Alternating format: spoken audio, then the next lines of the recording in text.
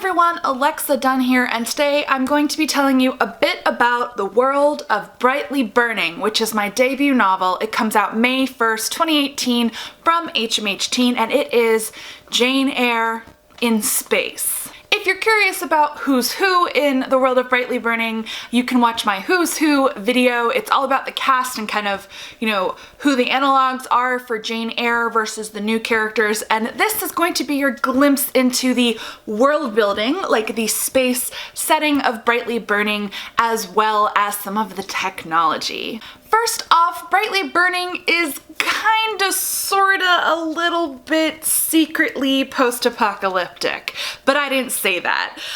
Essentially, 200-ish years ago, there was a supervolcano explosion which triggered a worldwide ice age, and yes, this is real science. I'm a huge natural sciences nerd. I actually took a class on natural disasters in college, and I have to say it's probably my all-time favorite class of all time. I still can't believe that was a real course, and I got college credit for that. But I'm really fascinated by natural disasters, so that is what precipitated this thing that sent the dregs of humanity into space. So they circle the Earth in a fleet of spaceships, and it's been 210 years and resources are running out. And this is kind of the basic setup for the book, because my main character, Stella Ainsley, who is the Jane Eyre in the situation, she's on a really derelict ship called the Stalwart, which is a stand-in for Lowood School. So she's really keen to escape the Stalwart because it's falling apart,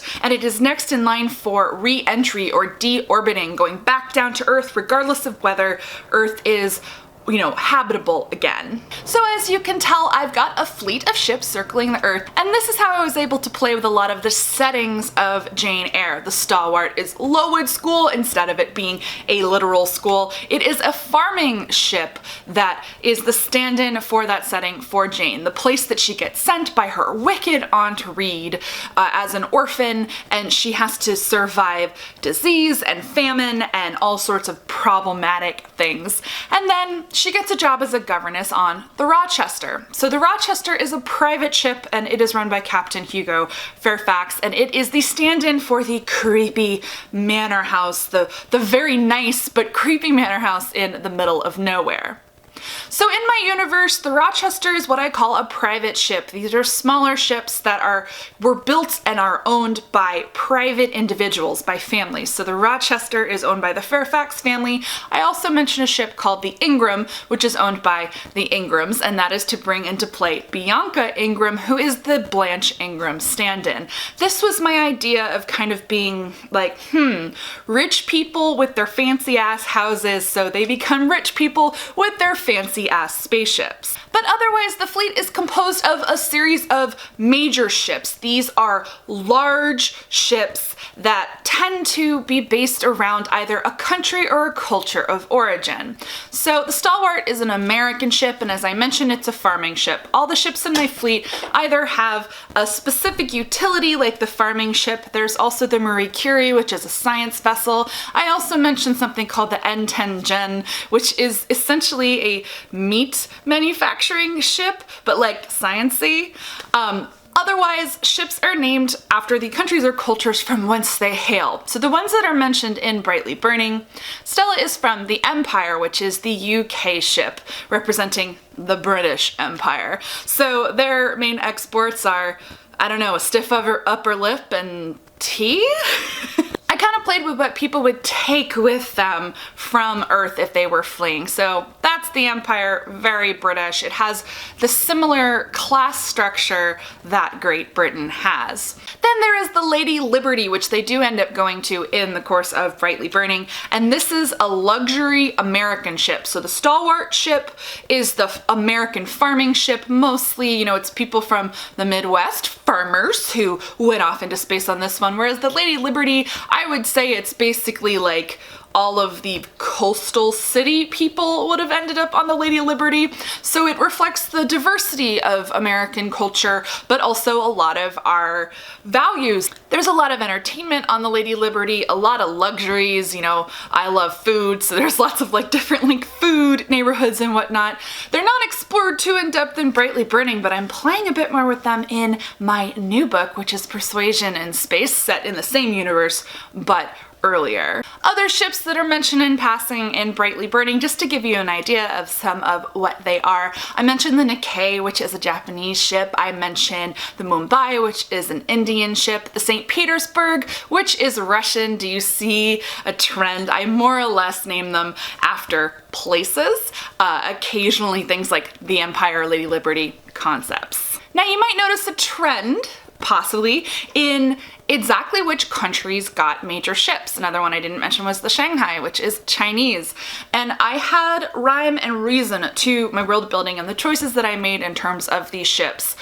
I basically based most of the major ships around the 6 space agencies who currently have full launch capabilities. It doesn't mean they are launching things into space, but they can. And just, you know, fun fact, those 6 countries are the United States, Russia, China, India, Japan, and the European Space Agency, which is obviously not a country, but an agency that encompasses Europe. So most of the major ships definitely reflect the capabilities of those 6 nations or collection of nations, because I thought, if a disaster happened tomorrow, you know, who would have the capability to build massive ships and launch people into space?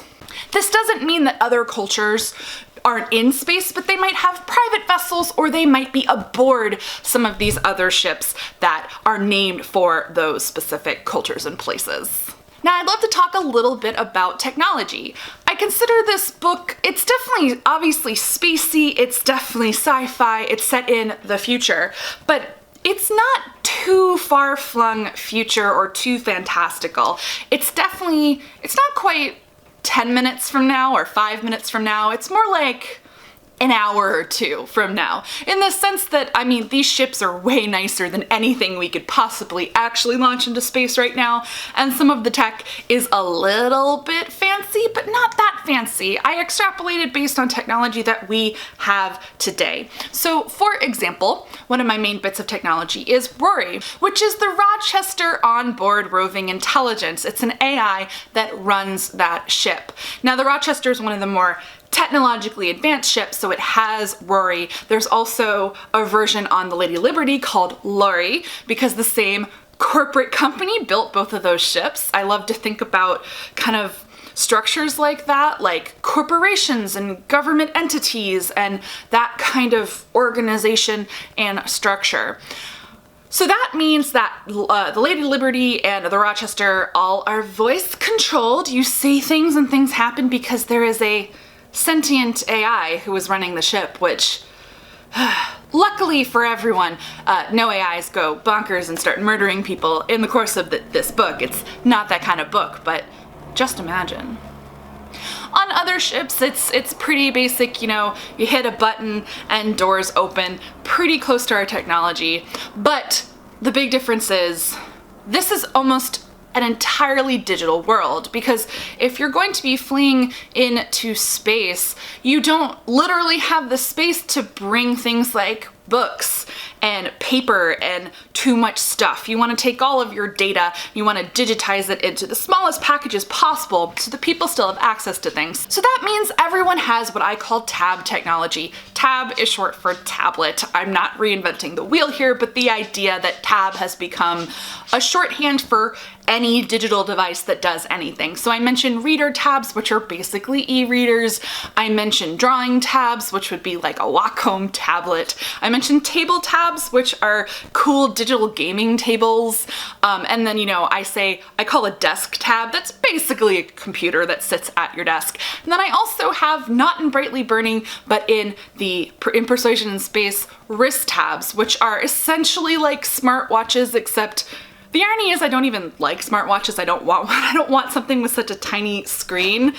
But I feel like that would be really, really efficient in space. So I do kind of have like a wrist computer technology that I do play with that people can use to essentially communicate and text and send messages. Another aspect of the world building that I really had fun developing was fashion. So because this is Jane Eyre in space, I definitely thought, okay, I want to think about the Victorian period, especially mid to late Victorian period, and Gothic romance. So there's a lot of black and a lot of gray, but I have most of the lower class individuals wearing what I call bodysuits.